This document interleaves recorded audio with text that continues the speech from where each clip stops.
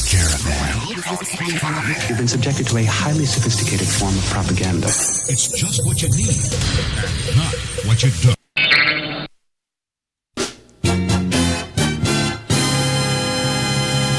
And a bright good morning to you. Good morning.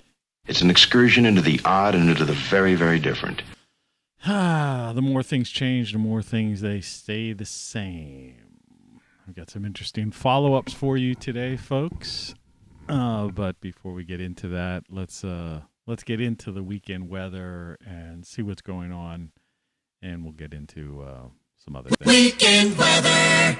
Yeah, that was weird. Here we go. This is, believe it or not, it almost looks exactly the same as it did yesterday. You know, though a little bit of the wet northwestern clouds have moved eastward. But this thing hanging over the mid to eastern section of the country is still there. Though I have to admit, we didn't get as bad a rain event in my neck of the woods as was originally predicted. Of course, I haven't gone upstairs because to see how filled up things are, because I just I didn't want the smell of the chemicals coming down into my bedroom. I'm drinking a soda today. We'll get into that. It's 48 degrees outside. It's supposed to rain all day today and supposed to rain all day tomorrow. High in low 50s, overnights in the 40s. We get our first freeze and snow potentially Tuesday night into Wednesday. So that's the story where I'm at. And if you look closely at this map of the former United States, you could kind of see where you're at. You could always, freeze that. Weekend weather. All right, that's that. My mouse is acting a little bit slow today, just as I am. I only got about 7 hours of sleep. And we got some tooth news, and the title, have to still put the title card up. Title today is Earth Changes. You would know that because that's why you were brought here, but I don't have it on the screen. So I believe this is one of the live photos that came over the TV, Sky News, or BBC. I think it was Sky. I'm pretty sure it's Sky News. We'll give them credit for that, though it's hard to say. So there are so many feeds coming through over YouTube right now that I think some people are just tapping it. Even the major news media are tapping into. It's hard to keep track. In other words, I don't think everybody's got a team there with cameras and satellite uplinks. Put it that way. So there's a lot of sharing going on. So we're sharing. I'll give Sky News some credit for this, maybe, but I'm not 100% sure it's Sky News.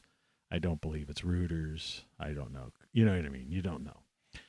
But Earth changes, and we'll get into that in a little while. Now, I didn't update the Grow Room.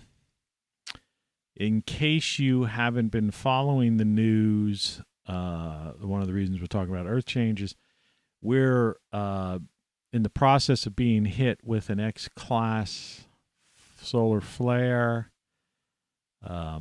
And this has happened again. I believe it happened, or it's happening again. I believe the last time this hit, one of this magnitude was in 89. And if the sky is clear in your area, you may see some aurora activity at lower latitudes. I do not know if this is going to necessarily affect the satellites or any power grids anywhere. We'll just have to wait and see. I guess it peaks tomorrow's Halloween. This is Halloween Eve. So, so at this point, it's nothing to scream about yet. But it could the energy coming at us could further, provoke the earth changes that are going on right now. Anyway, this is me. Face looks a little pale, I guess. I don't know.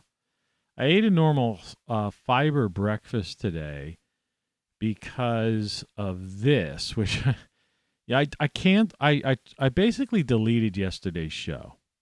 I thought it was a little too depressing, and in a sense that, and also because in watching it back, particularly towards the end of it, there were so many contradictions when we were going on the internet that the conclusion, my eyes, you could see I haven't been awake that long.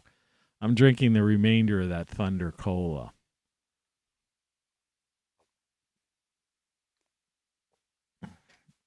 I got this thing. I thought this was one of those fake credit card things. Priority mail.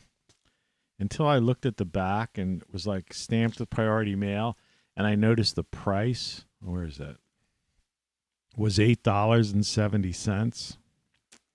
I'm going, they don't usually send, they're not going to send that much money out to people. And it turns out it was a letter from this dentist. And so, remember I was saying my worst nightmare realized, and I hate being right about stuff. And I'll put that up in a while. But first I want to go through, the reason I deleted yesterday's show was that, remember, there was only one place out of like dozens of places we went to over the past couple of days that said, everything was saying you can't eat fiber, you can't eat fruit, you can't eat dairy, you can't do this.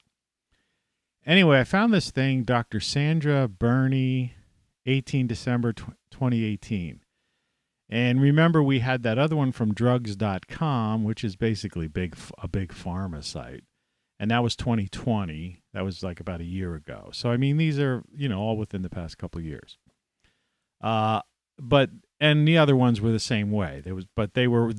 They far outnumbered these, but these at least have doctors or pharma companies associated with them. One had a pharmacist, one was a pharmacist too.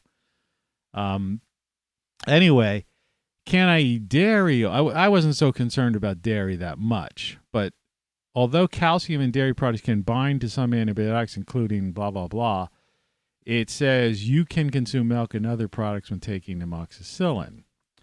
In fact, the liquid form, they give it to kids with milk, but that's not what I wanted.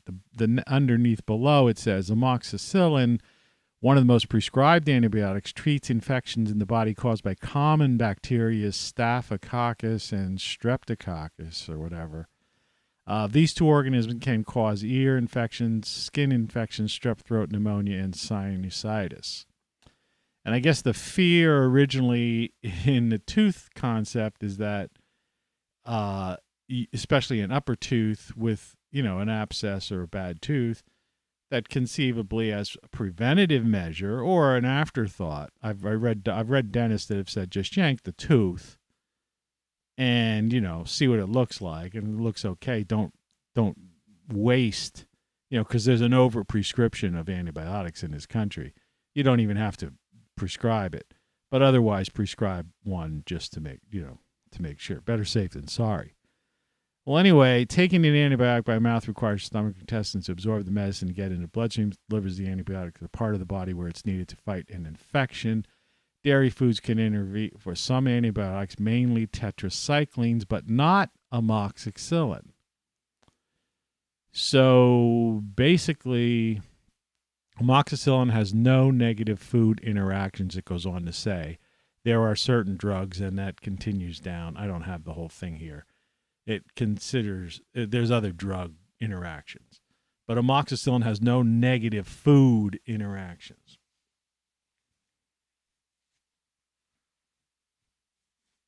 So I took down yesterday's video because we were going online and finding all of these various sites. And this just reinforces this whole madness of and some of those sites were a link to doctors and dentists and people like that. So this just goes to show you how much false information is on the internet and how ill-informed some doctors and dentists really are. You know, so you really can't trust it. I mean, we even, I think, went to the Mayo Clinic at one point. So anyway, I'm going with, yesterday halfway through the day, I started to eat some normal food. All right. I felt better later on in the day having done that, though I did have a little bout with diarrhea, which is an amoxicillin side effect. But that, I mean, as gross as that sounds, sorry about that. But I mean, you know, it's a thing that does happen, you know. But I feel okay now. I ate a fiber breakfast today with some, oatmeal, blueberries, cinnamon, raw honey, and plain Greek yogurt. And I'm drinking it, a Dr. Thunder right now. So we'll see how that goes. Anyway, so I'll try not to be... So that's that. So I got rid of that video because, that just was adding to, the ridiculousness of the internet. So, you do whatever you want to do and research whatever you want to and watch whatever you want to watch. But just be advised that you can't trust anything, you hear or see. Now, to follow up with this dentist thing, I got this letter. This is fairly comical, but I think I'm going to have to go to the State Attorney General's office and the American Medical Association and report this doctor. All right. Now, they have... Okay, first of all, it says, our practice was built on a philosophy. This is out of the blue, okay? Our practice was built on a philosophy that we provide optimal comprehensive dental care. So what? So we do not provide same-day a la carte service. Well, I didn't ask for a la carte service. I went in with an infected tooth or a toothache, and which is listed on this website that says we do tooth extractions. And I made an appointment, and I made it clear to the woman when I made the appointment that I wanted a tooth extraction, and she gave me an appointment. And I mentioned multiple times, even while I was there, I didn't want a teeth cleaning.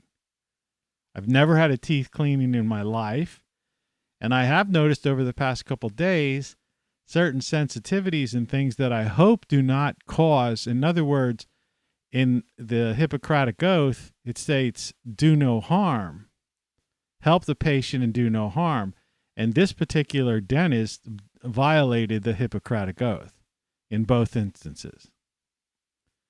Because I'm afraid by, this digging in of a mouth, is basically she altered the stasis of my teeth, of my gums. Because if I made it this long, right, without ever having problems, and now suddenly 3 days later, it's like, what, am I going to have to brush 16, 17 times a day? It feels like they opened up like gaps between my gums and teeth, by doing this thing. See, because I tried to explain that to this so-called dental hygienist. I said, you don't understand. You don't go to somebody who hasn't been, hasn't had this, has 40 years of successful, gut mouth, a decent smile, white teeth, and start messing with it. No matter what, whatever your racket is. Excuse me, my chair fell down. It's a racket. Well, anyway, it has become apparent there's a breakdown in our doctor-patient relationship. We have no doctor-patient relationship. In fact, this woman is lucky if she said one sentence to me, and that was something to the effect of like, no, I'm not taking the tooth out, and go see somebody, go see the receptionist. They took my check and cashed it. This is a scam operation. Now it goes on to say, which is necessary for optimal care. Optimal care? You denied me optimal care. Your dental needs would be better met elsewhere. This letter is informing you that as of October 28th, which is 2 days ago, our office will no longer provide, I just got this, our office will no longer provide your dental care and treatment. So they're throwing me out into the wind. I'm in the middle of amoxicillin treatment, right? And the whole reason I made an appointment was for a tooth extraction, nothing else. All right? Which they did not perform. Well, I didn't ask for a la carte service. Should an emergency arise, this is them trying to deal with some legal thing, and I'll call them. I'll say, but do you think, would you trust this person now? In the next 30 days, we will be available for emergency treatment only. Well, I'm going to call them and say, yeah, I have an emergency. I need this tooth taken out. Dental conditions tend to worsen with time if they are not addressed. Therefore, I recommend you seek another dental care provider. So in effect, she's acknowledging that this tooth needs to be taken out here. That's what this sentence is. My office will be happy to forward your records to your new dental care provider when one is established. She knows darn well there is no other dental provider. I already called Valley Oral Surgeons, and they said they're booked into January. So in other words, she's basically, with this letter, she's saying, fuck you, I hope you die. That's what she's saying to me. Best of luck with your future dental needs. Do you see what I'm saying here?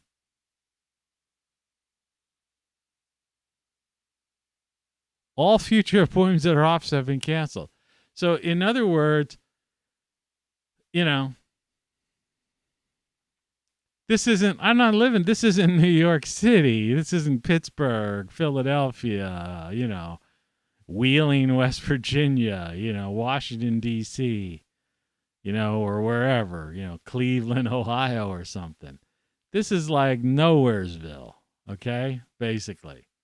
There's a couple of dentists. I don't drive. I don't have a car. I walked to this dentist appointment. That's why I went to it. The other one I would have had to take a med van to, but I was willing to do that. But they're booked solid through January. So I'm halfway through this treatment. I can still feel this, this tooth. And she's saying whatever. So I'm going to call there and say, okay, it's an emergency. I need a tooth extracted, which was the original reason I called in the first place. Now tell me, you understand that. I called this doctor and I said, I have a tooth that I need extracted.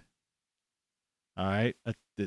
I brought with me, in fact, they're still at her office, I think, because I don't know. I can't find them. They must have kept them. The metal fillings. Big metal filling came in. I called. I said, he lost these metal fillings that were put in his childhood. This tooth is basically, that metal filling was like, this tooth is rotted because this metal filling was the whole tooth. This crazy dentist that did this as a kid hollowed the thing out and filled it with whatever that stuff was. They say that stuff leaches into your body too over the years, but at this point. Anyway, I showed it to the dental hygienist, and the doctor, I'm sure, saw it because I think it's still in their office. But that was the whole reason I went to the dentist. I didn't go for a cleaning. I didn't go for anything else.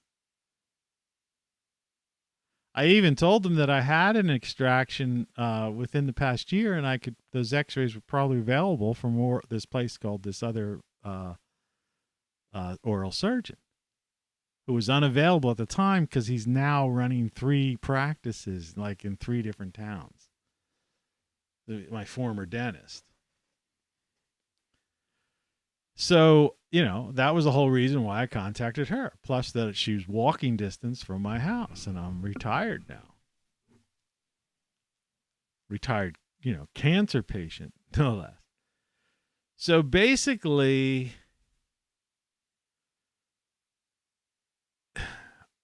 our apparent breakdown in our doctor-patient relationship. The woman literally, like I said, is lucky if she said one sentence to me, and the majority of that sentence was, "Go pay your bill for your teeth cleaning." And they cashed my check instantly, charged me $262. I had to borrow half of it. And then they're saying, no, get lost. So it's like, what's going on? Should an emergency arise? Well, it was an emergency. That's why I went. All right. And then, again, I hate to be repetitive, but dental conditions tend to worsen with time if they're not addressed. Exactly. That's why I made an appointment with this dentist. Therefore, you seek another dentist. There are no others. There are no others. And dental records. She has no dental records. I went to her for a tooth extraction. I mean, she has the X-ray she charged me for, which they over irradiated me, even though I told her I was a cancer patient. And like the less radiation, the better. All she had to do was the tooth was so obvious. I could show it to you, but I don't want to gross you out. I mean, the tooth is like so obviously bad. It's like you could pick, a child, a 3 or 4-year-old child, you could point in the mouth and say, point out the bad tooth, and they'd point to it. It's blackened. It's dyed, whatever. So I have 5 more days of this amoxicillin, and then I'm out in the lurch. And, what do I do? So I guess I'll send this letter to the State Attorney General's office and the American Medical Association with a cover letter. A hassle thing that I don't want to have to do. But I'm going to have to do it. And the ADA, American Dental Association. I've already posted online, on a review site, the picture, and explained this. And I'll post it anywhere else it could be, and I'm telling you as well. Do you believe that? This is the kind of healthcare workers we have in this country. That's what I'm trying to say. There are some heroic people out there and some people doing good work who really care for people. People who follow the Hippocratic Oath. Help your patient and do no harm. But then there are vindictive, weird, strange, sick people like this. Like I say, she reminds me of that like Olympic athlete woman, right? That hates the country and seems to hate everybody but themselves. Like, I deserve this, right? This woman, Yeah, there's something going on here. This woman has a problem. She's got an evil streak in her. So, like I said, I don't know if I'll be able to find recourse for this. So, when this amoxicillin, whatever, wears off, and if this gets into my sinuses, I could die. So, in effect, this woman has this letter she just sent this priority mail, $8.70. Here's the actual letter. I just scanned it in. This is what you would call, she basically sent me a death sentence. She's threatened me. It's just death threat. She sentenced me to death. And it's a lie. Right? We had no doctor-patient relationship. I don't know her. I don't even know what she looks like. She was wearing a freaking mask. And I don't even know what dental hygienist looked like, who was basically, butchered my gums. I don't do that. Like I said it 17 times when I was in there. I said, I don't do cleanings and I don't do flossing, and I've made it this far with white, clean teeth. I fell on that side of my face and a childhood metal filling fell out. I explained that when I went in the office. Now, if the hygienist and the first person I talked to did not explain this to the doctor, that's a failing on their part. In fact, if I wouldn't have fell, I tripped in my bedroom. If I wouldn't have fell and bam, and jarred and knocked out, I've shown that piece of metal on this show many times, and I have copies of it. In fact, let's just pull that out, see if I can find a copy of it.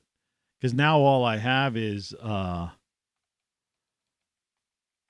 tooth metal. I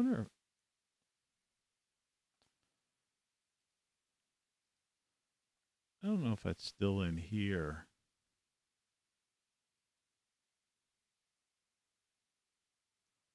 No, let's do a search. Tooth.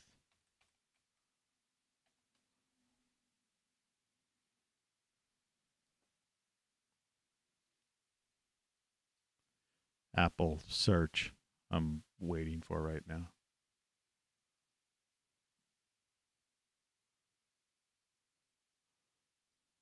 Tooth filling. Here we go. Okay. There.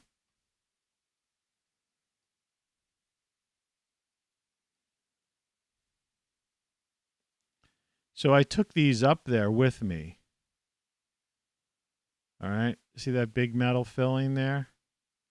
I mean, that's giant. That's giant. Yeah, you have to understand, that's like the size almost of a dime, kind of.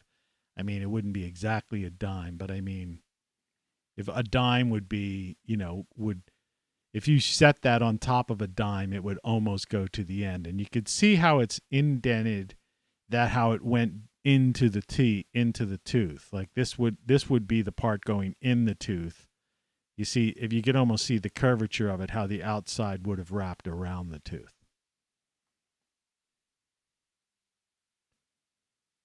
So, yeah.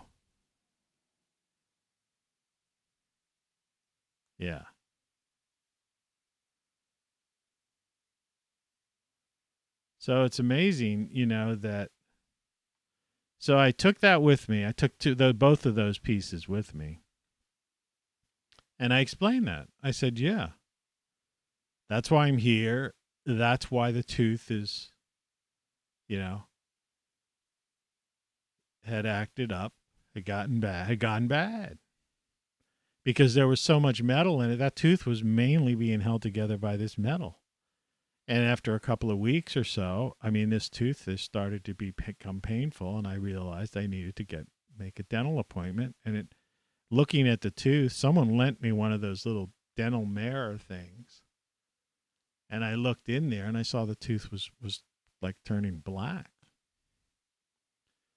And so I called and made a dental appointment to have the tooth extracted. A la carte service? We do not provide same-day a la carte service. What's she talking about? I made an appointment for a tooth extraction.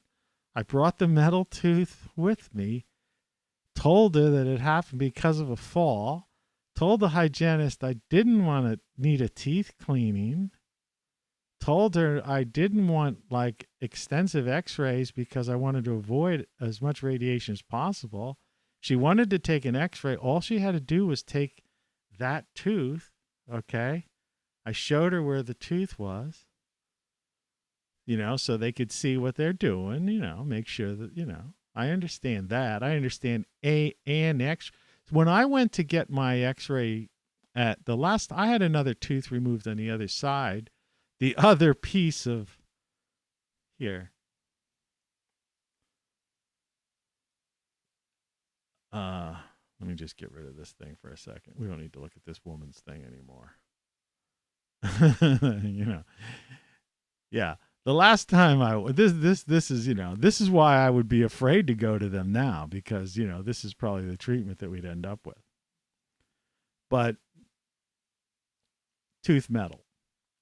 This other piece here, okay, this one caused a problem last year.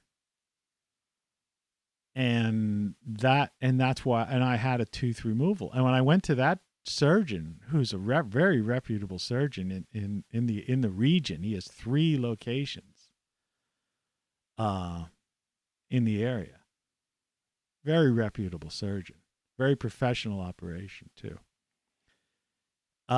He knew. I told him the tooth, showed him the spot, and they basically just did the x-ray of that spot. So he knew what was in there. He knew what he was dealing with, under the gum, under the gum into the jaw.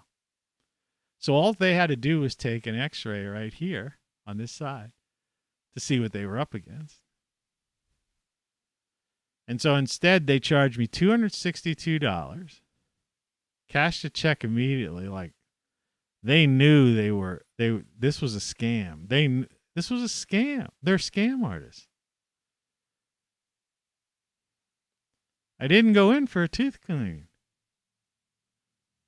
So everything in her letter is a lie, and a conclusion from this letter is that she's basically saying to me, you're a dead man. She knows there's no place I could go. And should an emergency arise, she's trying to legally cover herself, right?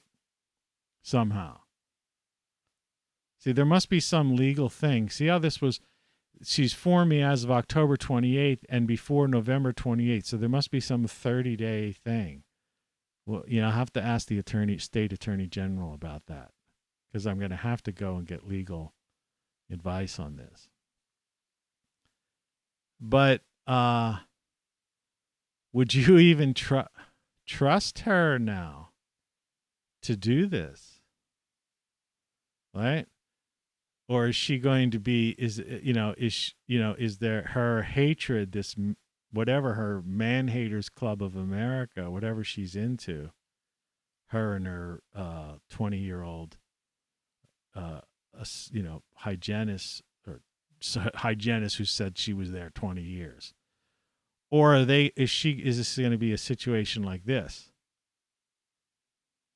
Where she's going to, oh, whoops. Oh, pulled the wrong tooth. Oh, slipped. Sorry, chipped your front tooth. Sorry. That was an accident. Sorry. Because that's in effect what she's saying here. Right?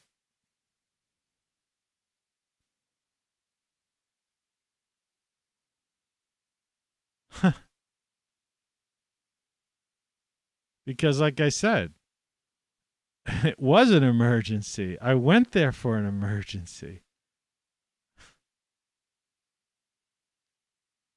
I went there for an emergency tooth extraction. Should an emergency arrive within the next 30 days. We don't provide a la carte services. What a la carte services? Doctor-patient relationship. What doctor-patient relationship? She didn't even tell me. You saw the past couple of days. I didn't even know if I could eat cereal for breakfast while taking amoxicillin. She didn't even give me any advice on the prescription.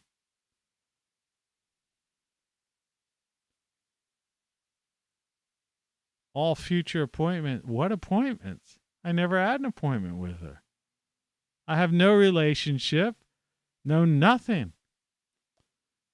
You know, dental conditions tend to worsen with time. Of course they will.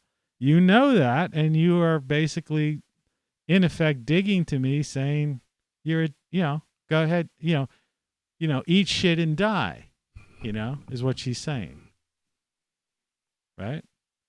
And yeah, this is YouTube. We use profanity on YouTube.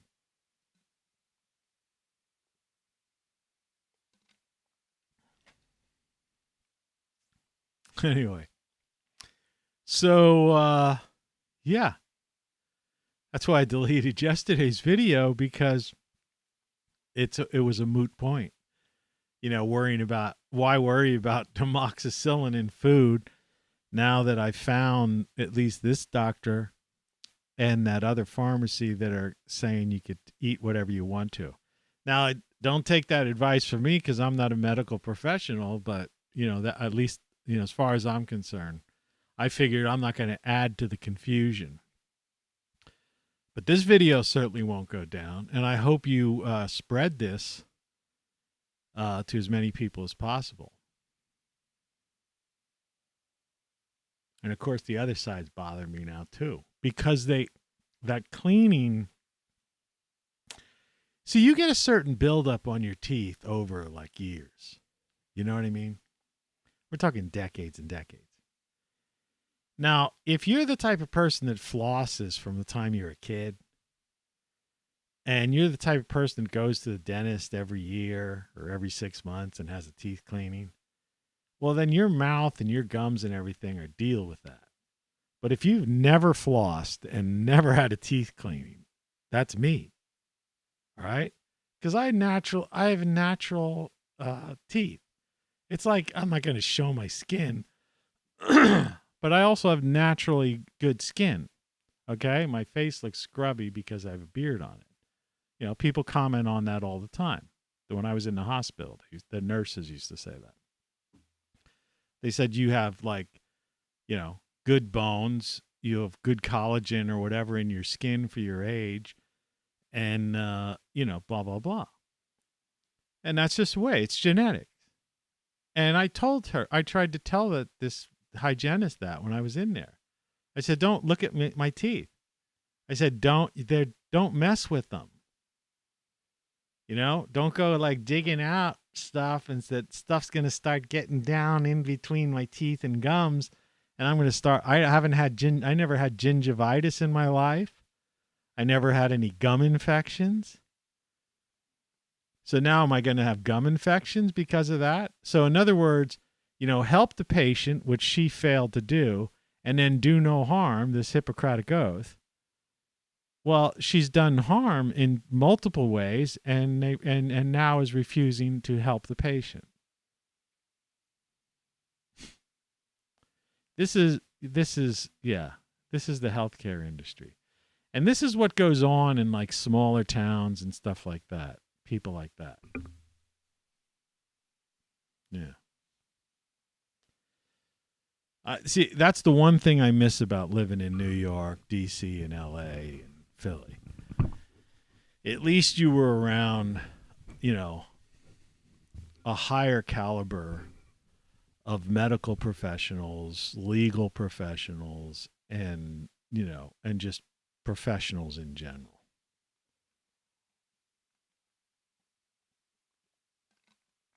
I hate to say it, but, this yokel doctor, trying to just bilk people for teeth cleaning. So her friend or whatever, 20-year friend hygienist can get a salary.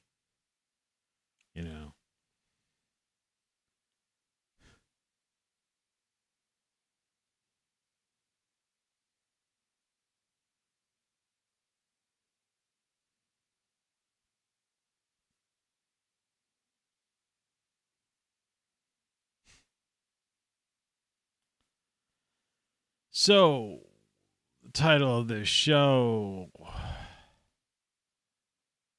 title card. I'll move this up. Earth Changes. And welcome to my nightmare is my chat. Nobody's watching right now. And it's the title of the show's ROCKFLUX Live 10/30/21 Earth Changes. Simple as that. So I don't know if you've been watching or following this thing. So it's a little bit upsetting. You know what I mean? On top of everything else. So I'm not going to talk about any of this crazy stuff. You know, it's supposed to rain today and tomorrow. And like I say, it's going to snow this week. It's going to get down to freezing. Yeah, I haven't even cleaned my yard up yet. You know? It's very strange. Like my apple tree, the leaves are still green on it. Like, I don't know if that's like natural. Because I know you're supposed to in the fall or early spring is when you do your pruning of your apple trees. You know, we're getting into a little bit of a little.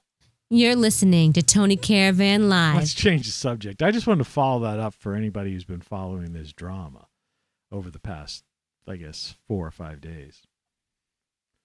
I'm done with it. I have a regular doctor's appointment next week.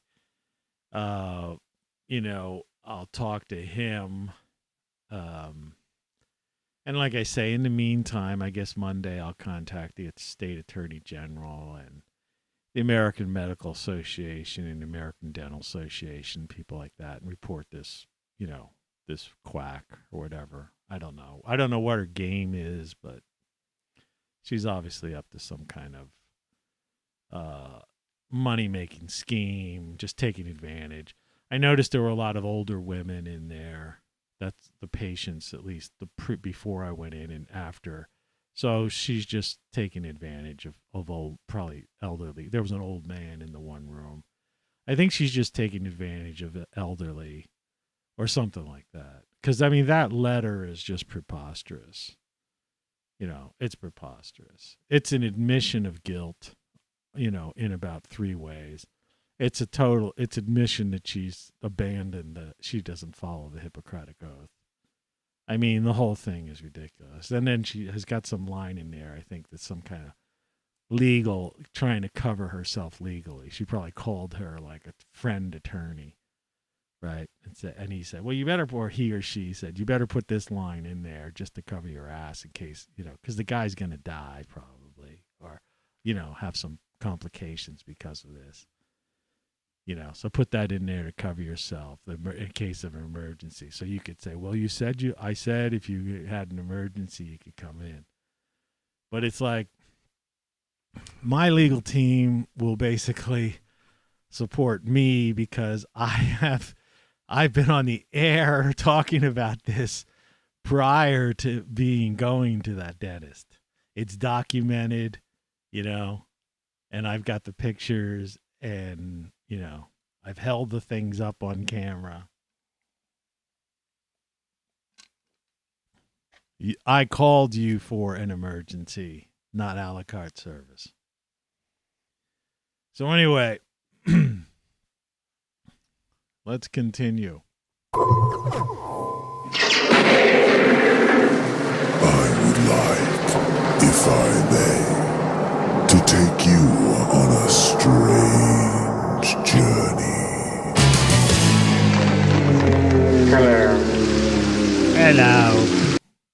Hello. I love doing that, you know.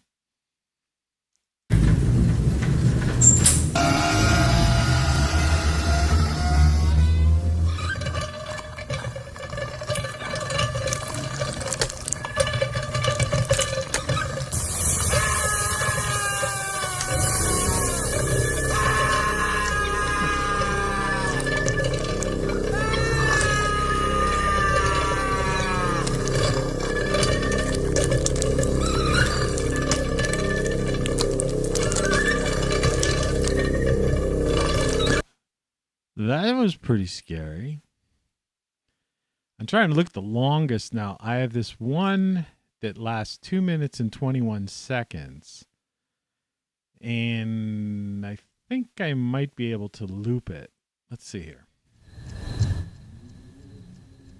Give us a little sound effects in the background.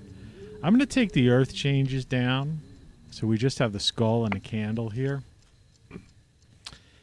And as promised, in my latest book, An Adventure for Your Mind, Then What, which you can also see on the wall there, I have what we call a holiday horror story.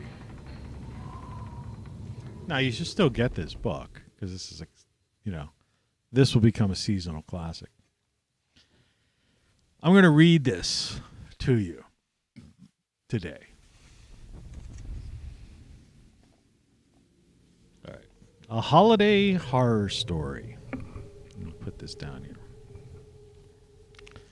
This begins on Halloween, passes through Thanksgiving, and wends its way through Hanukkah, Christmas, Kwanzaa, and ends on New Year's Eve.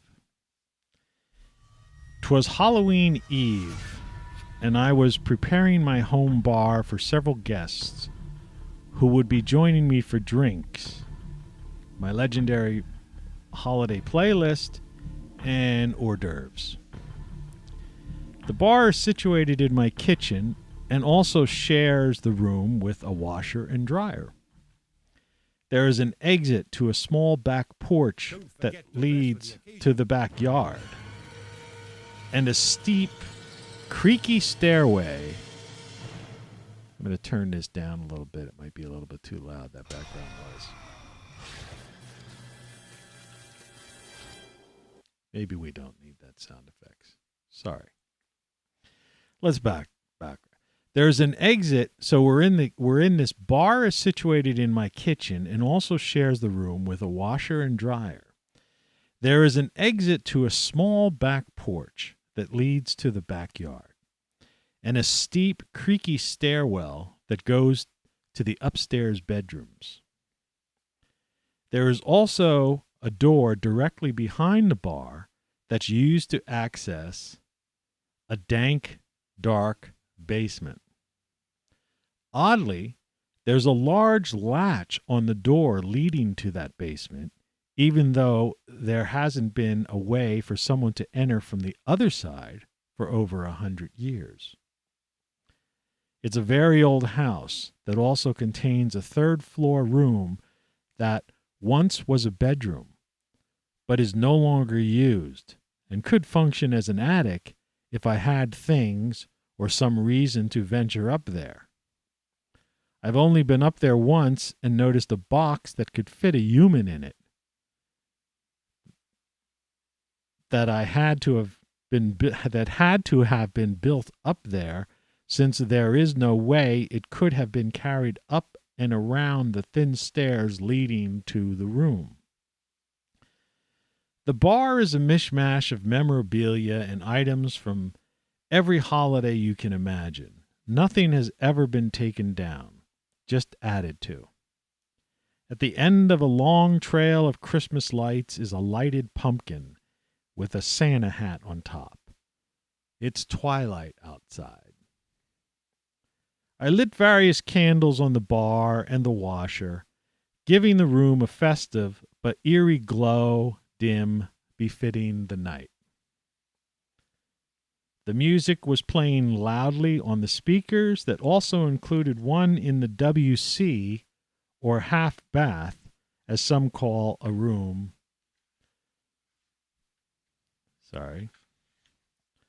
With only a toilet and a sink. In other words, there's a bar and there's a WC, all right, in the next room over. Okay. It is situated in what was once a closet, but the last owner converted it for OSHA purposes, since he had a barber shop in the front room where the street entrance is. It's amazing how many Halloween-themed songs there are, and I included in the mix various sound effects and clips from horror movies and scary TV shows to create the proper atmosphere. Does any of this sound familiar? Yeah. The cocktail napkins had witches on them. The beer was served in mugs and goblets, and the chips were blue corn tortillas that appeared black in the low light of the room. I sat on a bar stool behind the bar and lit a cigar, then a sip of beer. The first guest arrived shortly thereafter. Preceded by a slight breeze of autumn air mildly scented with fallen leaves, she burst into the room carrying a bag containing a covered dish and a bottle one of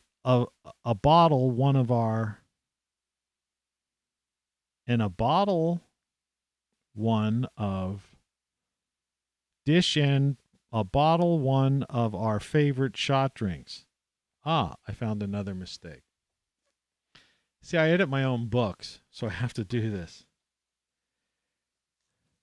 I'm thinking of reprinting these books with they're available in as a hardcover, a special hardcover edition.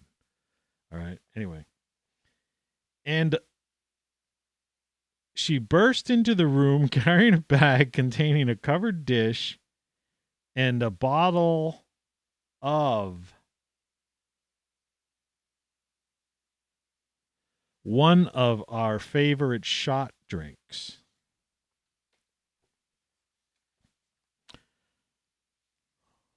Jaeger. Or what's that one that tastes like cinnamon? Fireball or something like that.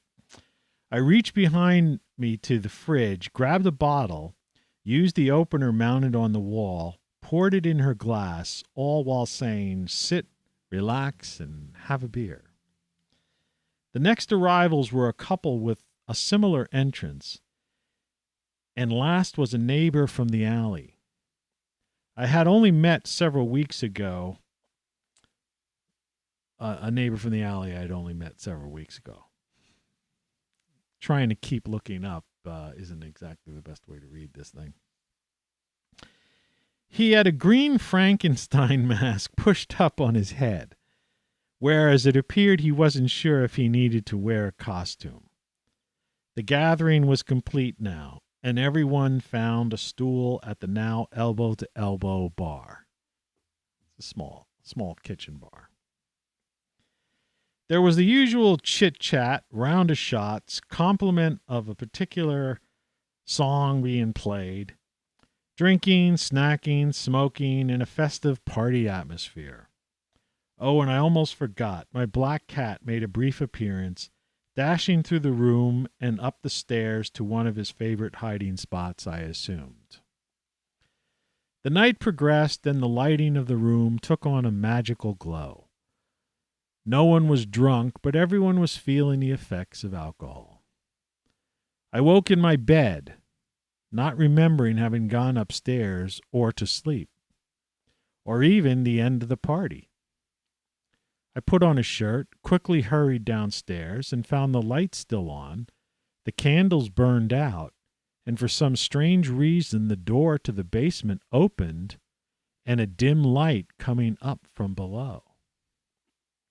A musty smell was coming from that area, so I grabbed a small flashlight that I kept on top of the fridge and slowly proceeded down the basement stairs. Trying to avoid cobwebs, I pulled a chain to a brighter light in the room and found it to be empty. I proceeded back up to the kitchen, closed the door and the latch, and looked in the front room. The door was closed but not locked. I looked out onto the street, which was quiet and devoid of life. Remnants of trick-or-treaters' candy could be seen on the ground, along with a neighbor's pumpkin smashed into bits on the sidewalk. I went back inside and locked the door. I noticed the time was about 7:30 or so, and the sun was just coming up. I went back through the kitchen to the back porch and saw that the door to the yard was open. I went outside, but there was no sign of life except the birds gathering near the bird feeder waiting for me to feed them, so I did. It was too early to call anyone. I went back upstairs to my bedroom, then proceeded to get ready for the day. I wasn't extremely hungover, and blackouts are something that have never happened to me, So I proceeded to clean up the bar area and afterward made myself some breakfast.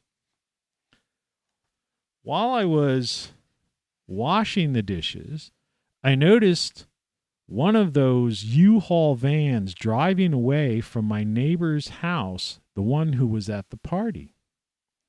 So I put on a jacket and walked down the alley to his house, knocked on the door, but there was no answer. I never saw or heard from him again. Later in the day, I called the other 3 guests at the party, and they all said they had a great time. No one noticed anything odd about the neighbor or me being particularly drunk enough to pass out and remember nothing. I was left feeling quite puzzled and unsettled, but life goes on. Over a month and a half had passed now, and it was time for my annual Wednesday before Thanksgiving shindig. I prepared the bar as usual. This time the cocktail napkins had a turkey on them, and the music playlist was a combination of my all-time favorite party tunes with a few Christmas songs thrown in, since it was getting close to that time of year. The party began exactly like Halloween, sans the neighbor from the back alley. We ate, drank, and were merry. The next morning I woke up in bed, once again not remembering how I got there. But this time the door to the attic was open, and I heard something coming down the steps. It was my black cat. "Geez, you scared me half to death," I shouted at him. I slowly walked up the stairs to the attic, and as I reached the top, I noticed that the lid to the box was opened. WTF! Exclamation point. Somehow, I had the courage to approach the box, and as I looked inside, I found it empty. The only thing in it was an old newspaper from 1977 that had a headline about the Johnstown flood killing over 2,000 people. I left the room, closed the attic door, and once again went downstairs, finding the basement door closed this time, but the same remains of the night as there were the day after the Halloween party. Suddenly my phone rang, and it was the girlfriend of the couple. She was in a panic and said, "Is Jake still there?" Her boyfriend. "He never came home last night." I had no idea what she was talking about. "Didn't you guys leave together?" I inquired. She replied, rather angrily, then as if I were joking, "You two were drinking and telling stories at the bar and sent me and Maggie home. Put Jake on the phone," she demanded. I said, "I'm sorry, but he's not here. I woke up alone in the house." Eventually she realized I was telling the truth, and I went on with my day. Later that day, the police came by and asked me questions about Jake and the party. And I told them the same story as I told you, meaning the reader. I had no idea what happened. About a month later, things had calmed down, and it was time for my annual Christmas/Hanukkah party. This time it was just Maggie and I listening to my magical playlist and drinking our holiday toddies. About an hour into the party, there was a knock at the door. Maggie went to answer. It was re-entered the room with Jake's girlfriend, Cindy, the girl who called before. She asked if she could join us, and we welcomed her with open arms.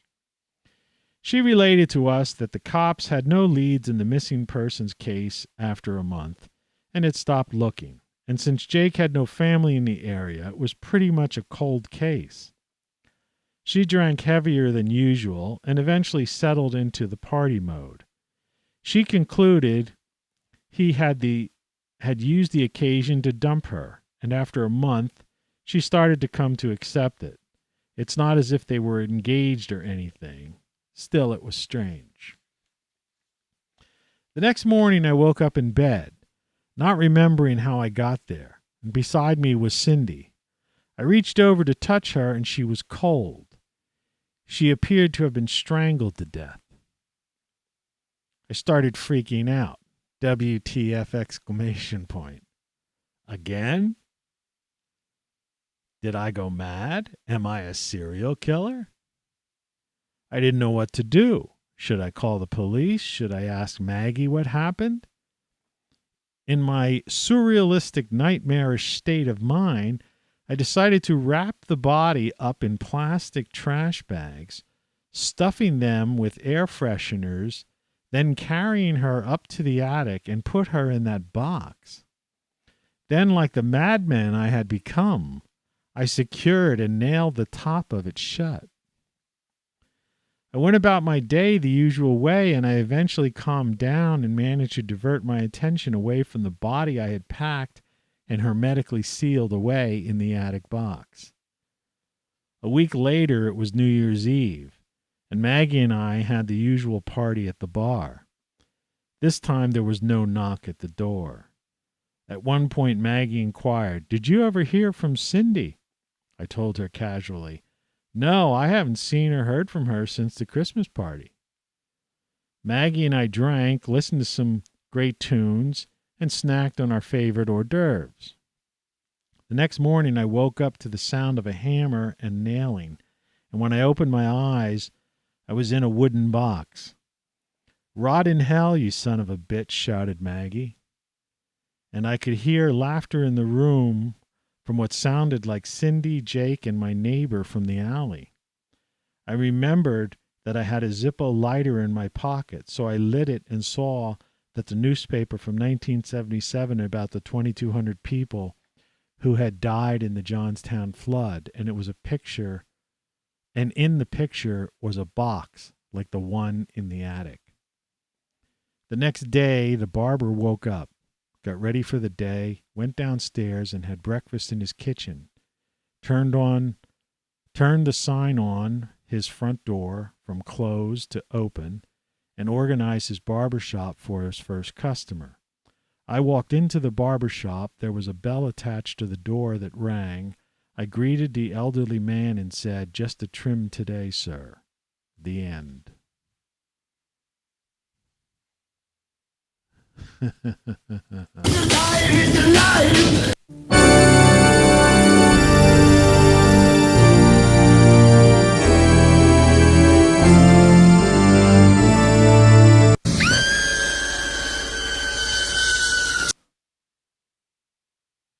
Then what?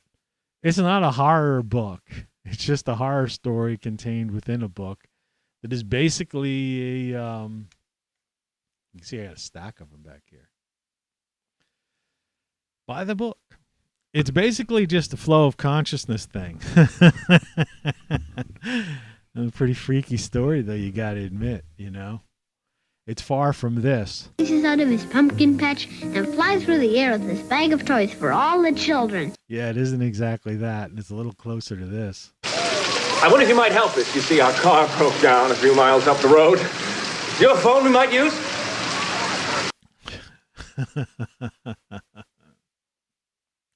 Yeah. At this point, there is no really authentic way for us to say who or what to look for and guard yourself against. Misshapen monsters. Yes, indeed, folks. Quality, quantity, and variety. ROCKFLUX. Let's get this show on the road. All right. I mean, this is a variety show. You got to admit it. Tony Caravan Live morning vlog. Seems the bottom of the title of this thing keeps changing. So it's Halloween Eve, right? October 30th in the year 1521.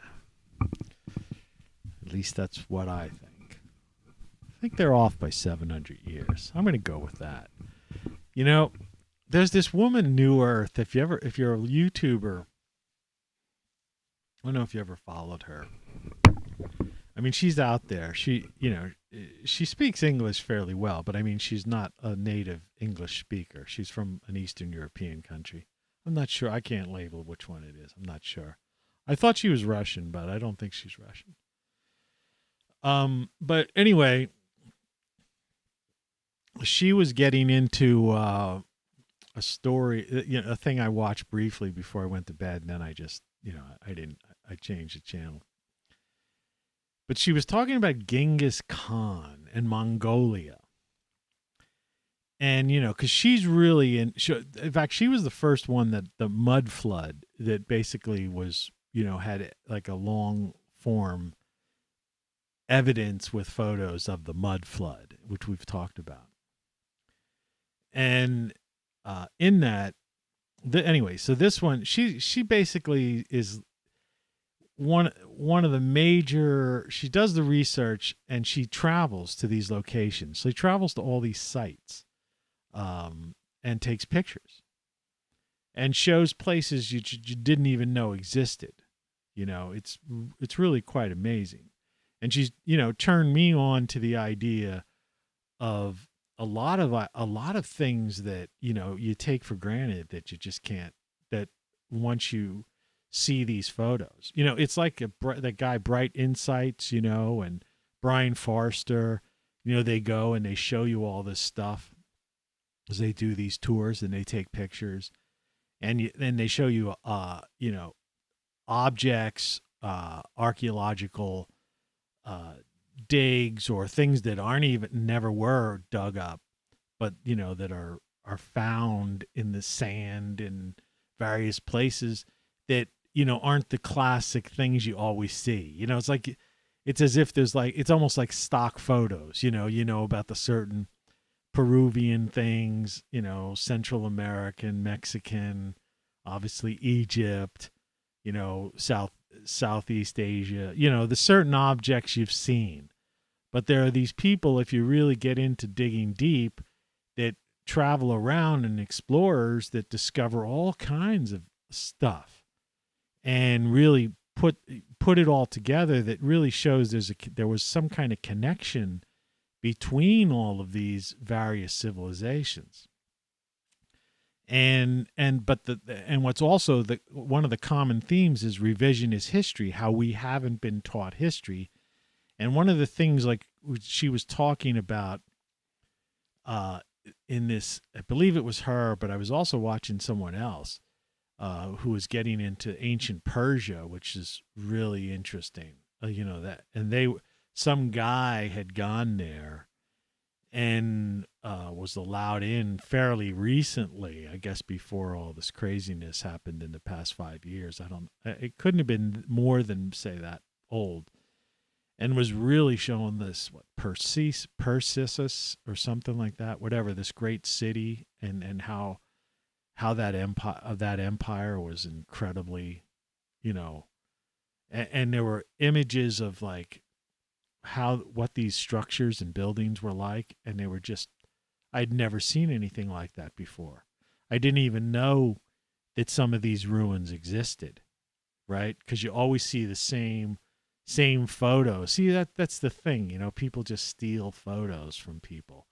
It's an internet thing, and but it's nice. One thing about YouTube are these people who go around. Well, anyway, the first one, forget about the Persian Empire thing. She was talking about Mongolia and Genghis Khan. And she said that Genghis Khan is a complete fabrication. It's simply not true. Genghis Khan did not conquer the known world and make it to Europe and, take over all these countries. It's there's even this it's not, you can't say urban legend. There's this world legend that something like one in so many thousand people or something have Genghis Khan's, genetics in them. You've probably heard something weird like that, right? Well, anyway, Mongolia in the time of Genghis Khan only had a population of a couple thousand people. And, and to this day, and even then, they were basically nomadic people. And out of those couple of thousand people that lived in Mongolia at the time when Genghis Khan supposedly had created this ridiculous army to conquer the world, most of those people were women and children. So, Genghis Khan had no army. There was no massive Mongolian massive empire. It was a nomadic tribes in basically, just like going wherever, the climate was and herding like, goats and things like that. And, and it was, she went through this, this very, methodically.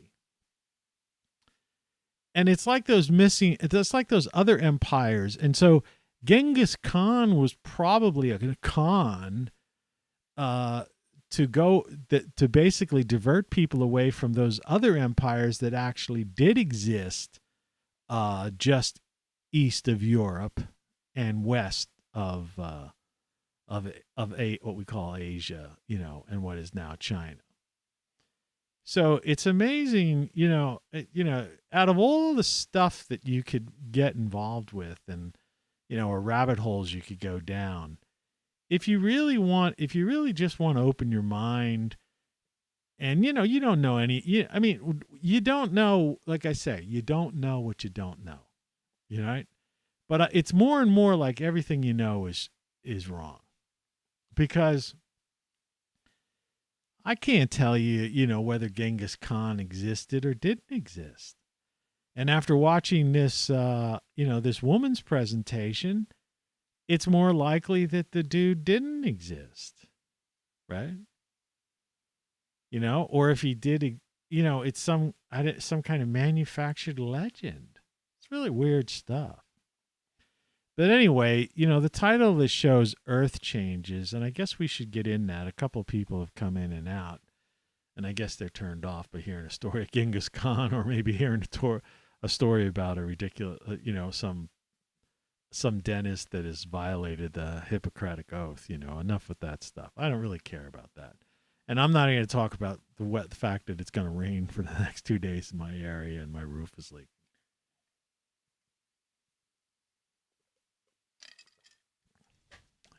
Needed that. Anyway, so you got these volcanoes going off. You've got this solar flare, X-flare that's hitting. Last time something like this hit was like 1989. And like I said, you probably will see, if you could find clear skies, and, if you look closely, if you look at the Earth view here, there's so many clouds on the eastern side of the state, or the country, actually, that, it's less likely that you're going to have to be able to see any kind of, aurora borealis, any lights.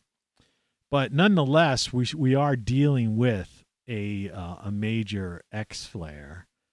And what's going to happen, and this has happened again, this is, like I say, this happened on Halloween, and I believe it was 87 or 89. So it's interesting that it's like happening the same weekend, right, as it did, 30-some, years ago. But, there's a lot of Earth changes, and they're mostly due to the sun. In fact, this volcano, how'd you like to, could you imagine living below, looking up from your backyard or out your bedroom window and seeing that volcano going off and that lava flow glowing in the distance, and wondering if it's going to open up and come towards you? Right now there's a lot of volcanoes going off.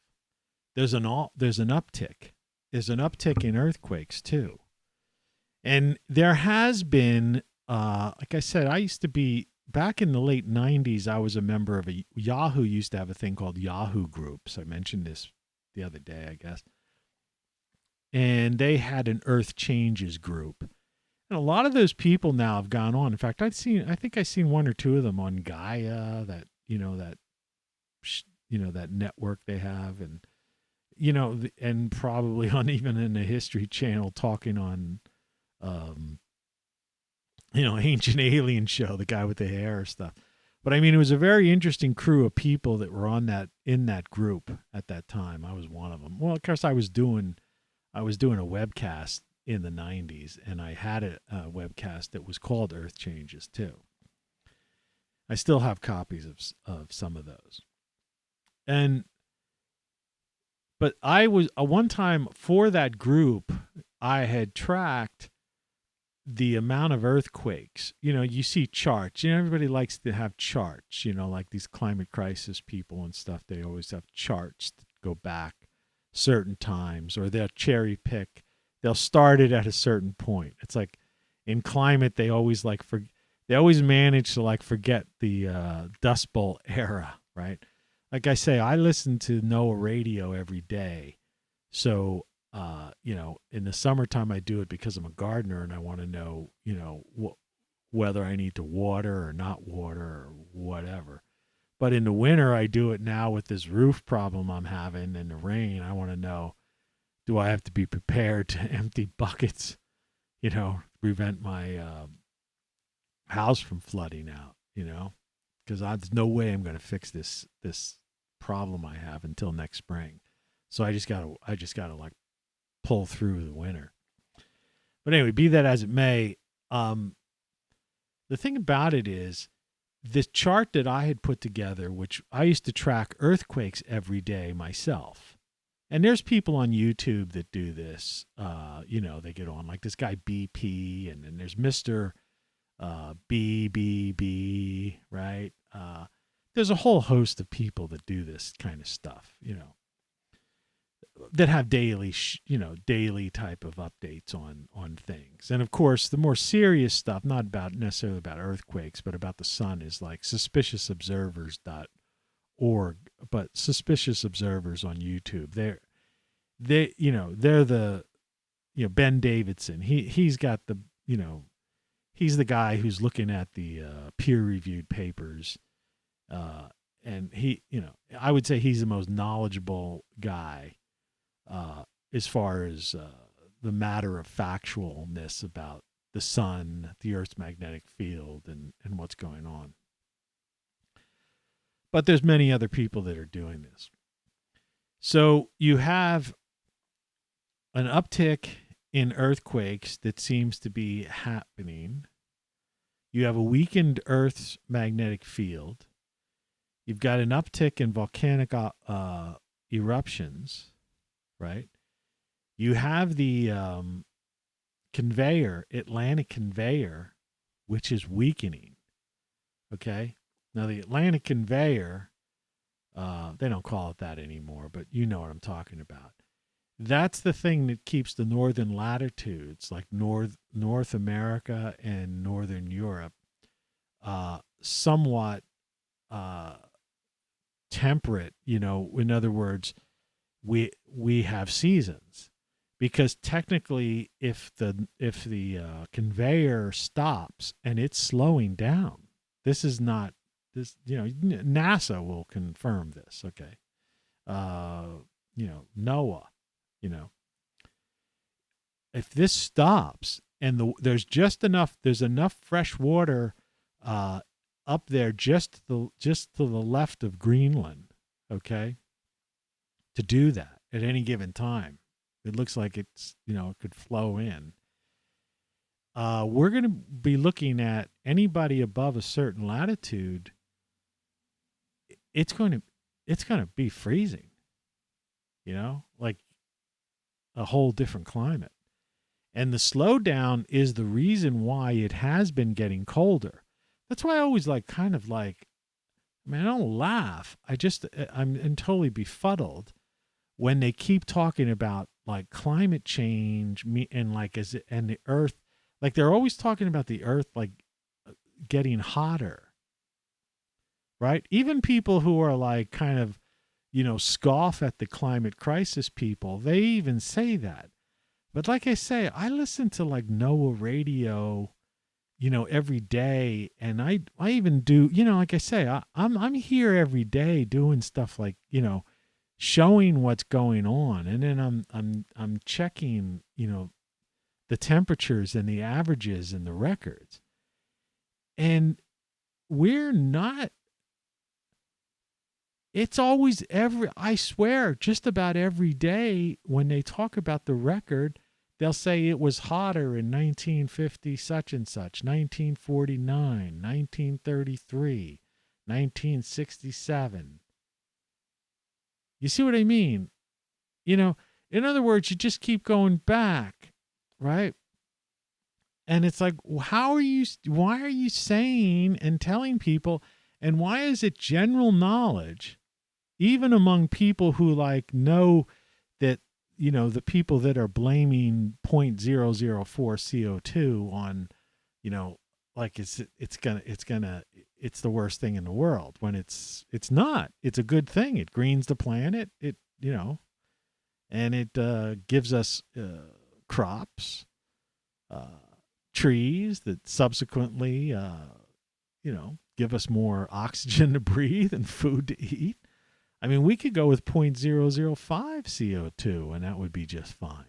Man-made global warming is a myth.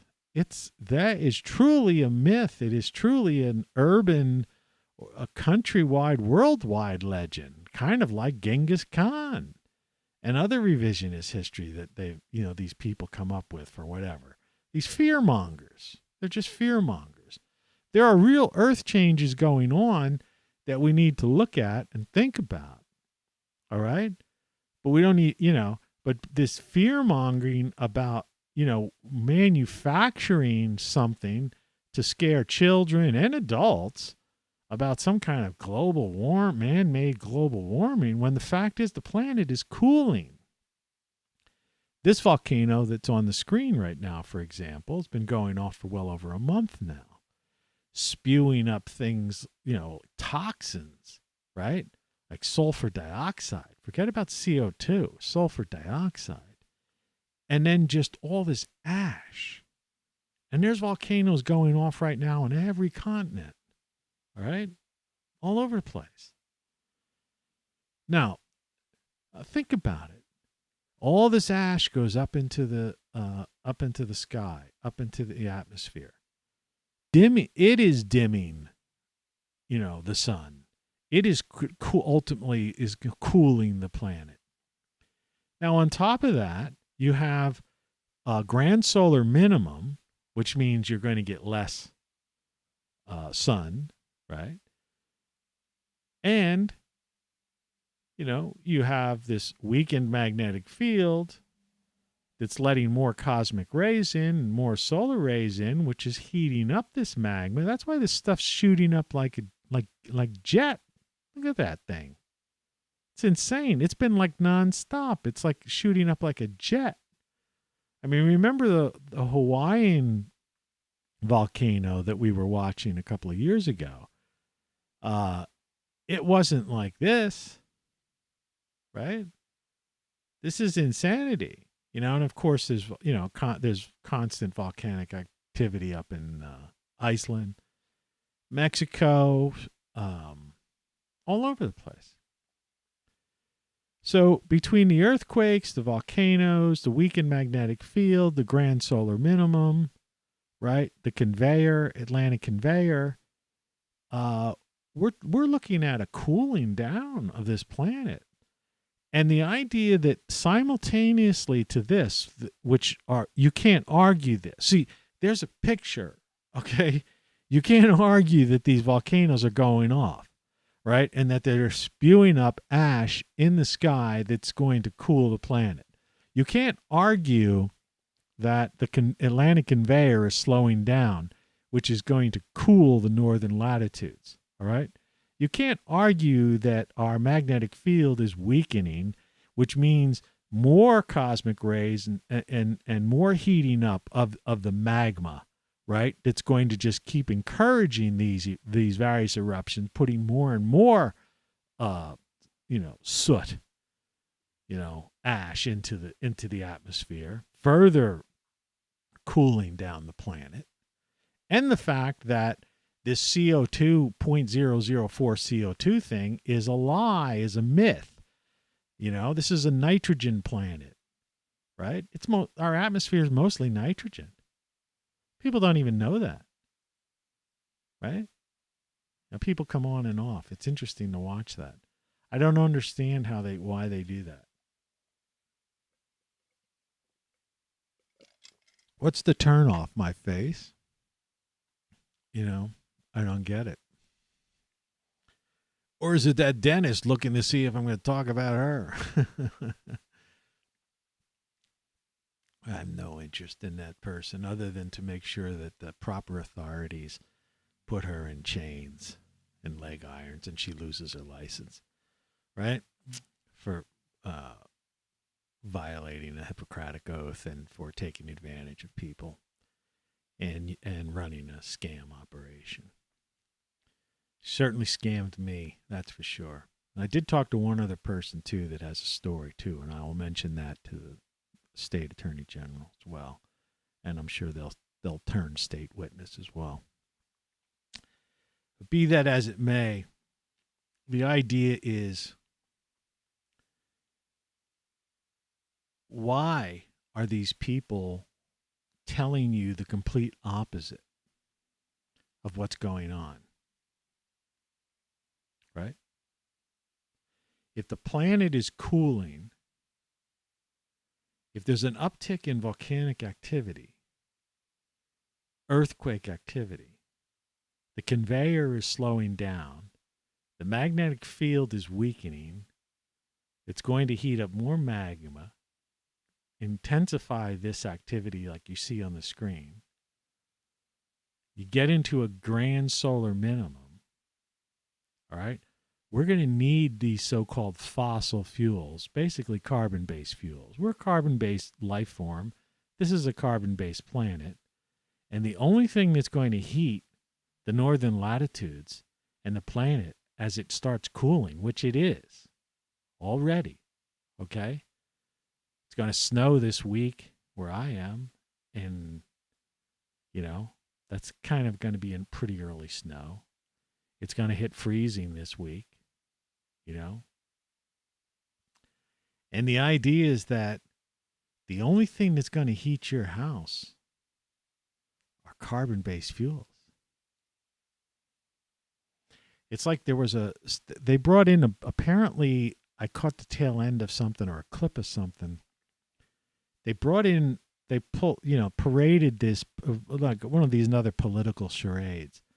They paraded a bunch of, oil company executives, I guess, in front of Congress for some kind of, circus hearing, right? And one of the guys, was explaining one of the rational people on the panel, not the panel of oil executives, but the panel, of Congress panel, said it clearly. Well, where does this electricity come from? And it's universally known that in the U.S., it's right now, our primary electricity is produced by natural gas, and we've reduced we're still getting some electricity from coal, but much less.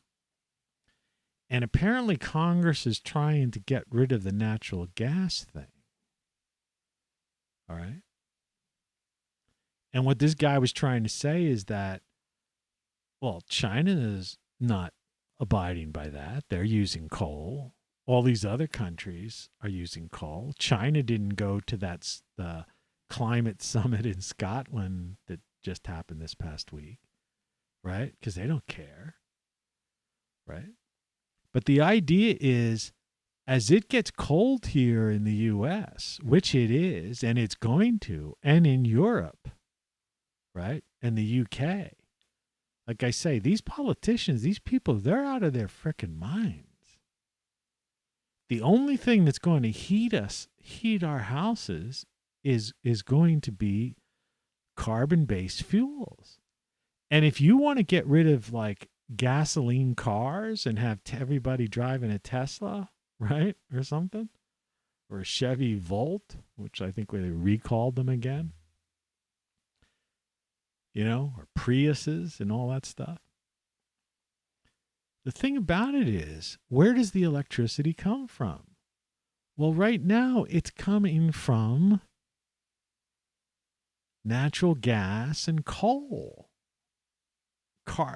In other words, we're a carbon-based civilization, and electricity comes from carbon-based fuels. And CO2 is not a bad thing. It's a thing that greens the planet and is necessary for human life and plant life. And it's going to become more and more necessary in the coming years as the planet cools, because the planet is not getting hotter. And the more of these volcanoes and the more the conveyor slows down and the more we get into grand solar minimum, the more you're going to realize the truth is going to be presented. But if these crazy people who have just assumed power, this organized crime syndicate, countries are now corporatocracies instead of countries, right? Big tech, big data, right? Big pharma. Military contractors, right? Central bankers, right? It's all big. It's a corporatocracy, right? That's who writes the laws. That's who's running everything, right? And overseeing it, the Davos set is what? An organized crime syndicate. Now, these people think they got themselves protected. They're going to go to their little bunkers and shelters and live out life and somehow put their mind into a machine, and live in the cloud, underground or something. I have no idea. Whatever their sick, warped, demented minds are. Or maybe they found some old technology that was in those, those big granite boxes, right? And, so they've got some way where they figure, we're going to survive these cataclysms. Whatever their sick, warped, narcissistic, sociopathic, psychopathic plan, game is, I don't know. But one thing for sure is it's wrong. And, it's not going to work. And so what do we do if they take away our carbon-based fuels and it's cold? Who controls, right? Who controls the electricity? See, solar I use solar. I'm a pro solar person. I have this thing. I have great solar stuff. I have a website. I'm into it. I use solar panels on my greenhouse. I'd like to have solar panels on my roof. I'm all for the use of solar, because I'm against centralized power in that regard. But the amount of solar necessary to run this country, to forge steel, say, for example, they talk about we're going to rebuild the infrastructure. How are you going to make steel girders? With solar panels and windmills? Bird killers? You can't. How do you think they make the windmills and the solar panels? Right? Melt the glass and do all that and make the metal. And what about the heavy equipment used to raise those windmills and to haul that equipment out to these desert solar farms and stuff like that? What fuels them? Right? You see what I mean? What's going on is people they give you this surface talk, like they're talking to children. And people are they accept it on the surface, but nobody gets into it the way I do. They're not digging into it and telling you the truth, the reality of the situation. When they talk about climate, they don't talk about the Dust Bowl. They don't talk about real records, right? The fact is that it's been way, way, way, way, way, way, way, way, way, way warmer. All right, than it is now. They don't talk about all this soot and ash from volcanoes cooling the planet. They don't talk about the conveyor slowing down. They don't talk about grand solar minimum, right? They don't talk about manufacturing and the fact of heavy equipment needs fuels, carbon-based fuels to operate. You can't fix a highway. You can't fix a bridge. You can't run a crane. You can't power a fire truck or an ambulance on electricity. And the electricity that basically, when you look at this view, this Earth view that was just taken, I don't know, about 3 hours ago, and you see those lights from those cities around the U.S., this is a photo taken this morning, all right, from a satellite photo. Those lights, those electric lights that are lighting up all of those major cities, all right? Well, guess what? It's carbon-based fuels that are providing that electricity. Not solar, not wind. Well, we can convert, we can transition, we get our transition ourselves. No, we can't. Maybe 100 some years or so. I mean, these people are not being honest with you. They're not telling you the truth. And 0.004 CO2 besides is not a threat to human life, and it's basically what plant life requires and wants more of. The more the better, the greener the planet, the better the crop yields. It's things like coming out of this volcano, sulfur dioxide and ash being thrown in the sky, and pollution from countries like China and India and other developing nations that are serious problems.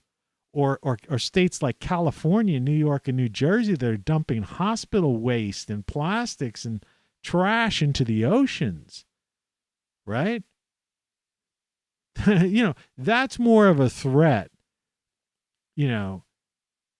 but there's certainly 0.004 CO2 is no threat, man-made CO2. I mean, come on.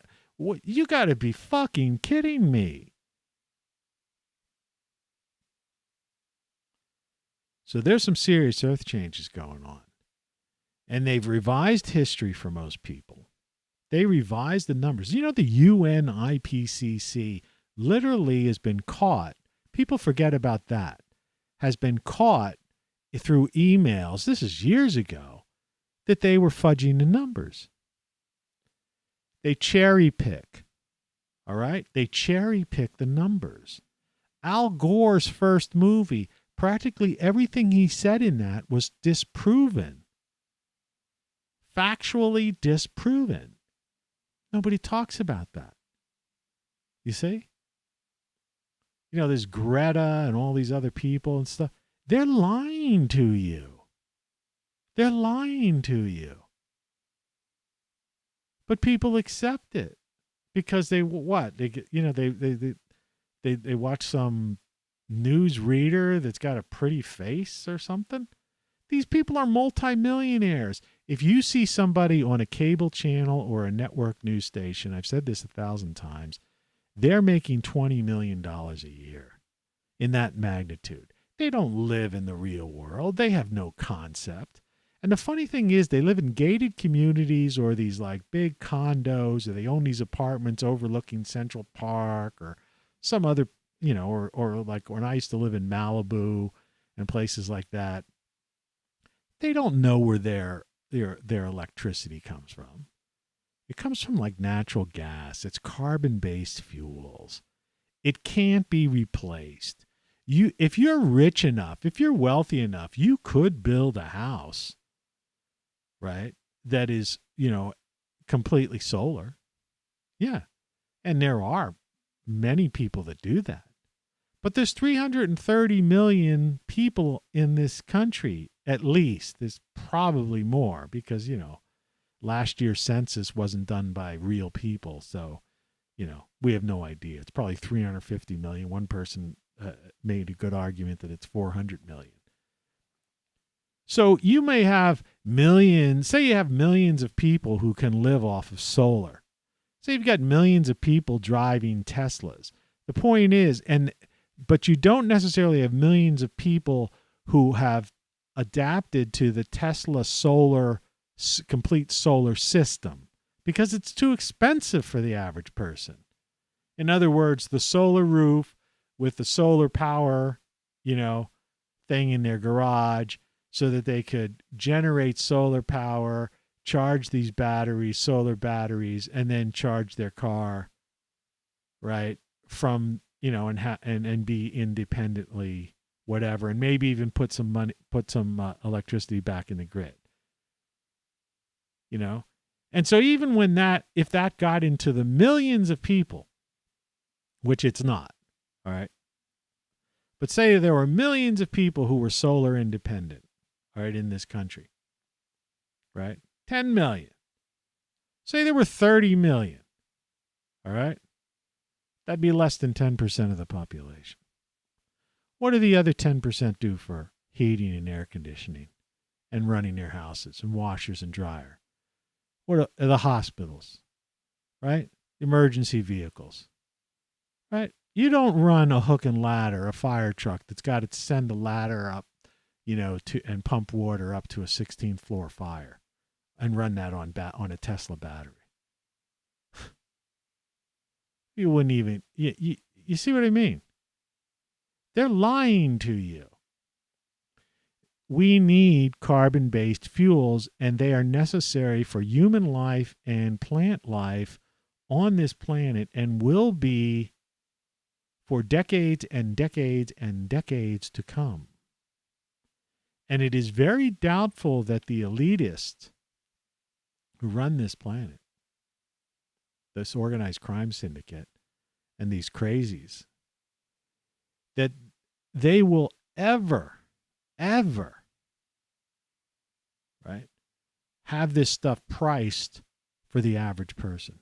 Do you know how expensive it is to convert your house to solar?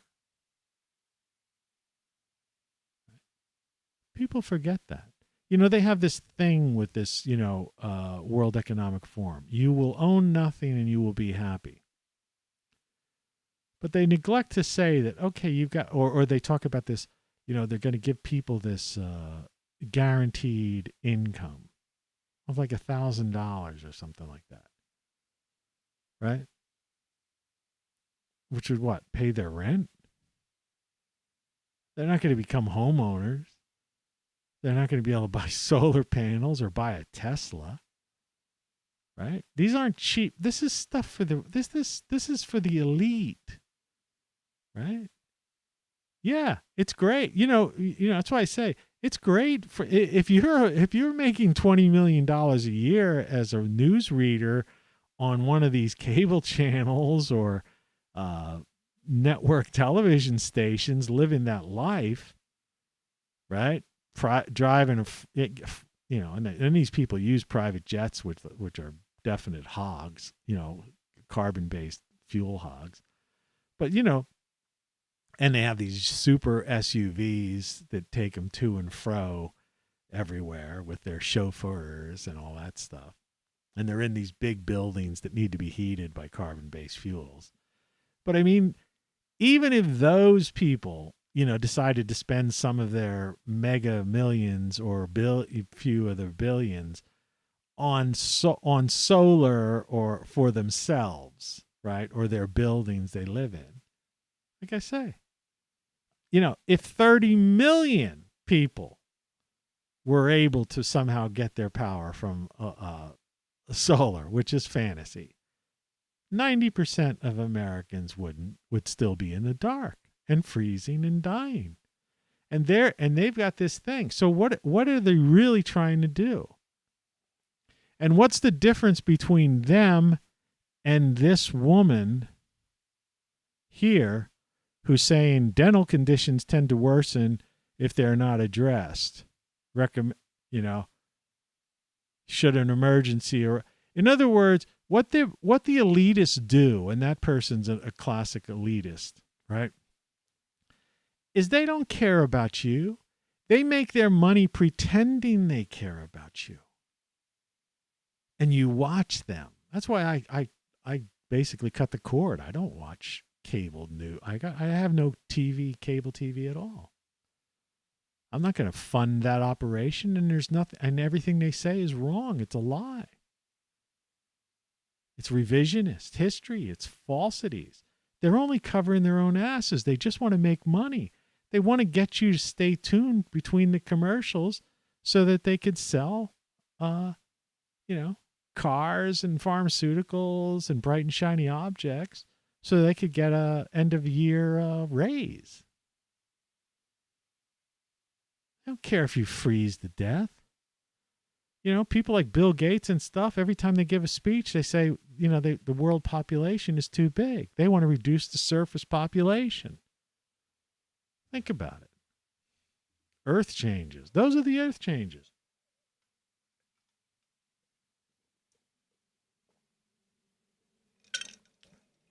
So yeah, we do have we have real earth changes going on that are being ignored by the elitists, right? The corporatocracy, the organized crime syndicate, New World, World Economic Forum, right? But the other earth changes are caused by what they're trying to do. Is they're trying to eliminate carbon-based fuels, which means 90% or more people on this planet, and certainly in this country alone, will freeze, to death. Or not have air conditioning and die of heat strokes in the summertime. And that we will never build back better because there won't be no manufacturing. You can't run smelters. You can't run these things on solar panels. You're not going to make a steel girder. All right? You're not going to melt asphalt for highways, run heavy equipment and these, excavators and these uke trucks with tires the size taller than a person. All right? Harvesters. These types they don't run on batteries. And the charging of batteries for the cars and the things that they do have, most of that electricity is coming from natural gas and coal already. And now they're talking about eliminating natural gas or taxing it, so high. And the price of fuel's already jumping. So you have man-made earth changes. It's not 0.004 CO2. That's nothing. That greens the planet and increases crop yields. No, the man-made earth changes are what's going on in Congress and at the World Economic Forum that are trying to will end up killing off 90% of the people because the planet is cooling, and it's cooling because of earth changes that are real, not man-made. The planet is cooling. I have some older videos where I get into this in depth and I explain it, and I pop up pictures, because people just don't understand. They don't know, the average person living in some city doesn't know what an excavator is. They don't even know what a skid steer is, let alone when I say uke, a giant dump truck, right? Or cranes that build buildings or fix buildings. They should know what a fire truck is and should realize that those things weigh so many tons that they're never going to run on batteries. Even an ambulance itself is a very heavy, heavy vehicle, right? So you can forget about all your emergency services. Forget about hospitals. What about these CT scanners and MRI machines and all that stuff, the OR equipment? You think that runs, where do you think the power comes for that kind of stuff? Right? The power, the raw power, the needed. Heat plants, energy generation plants.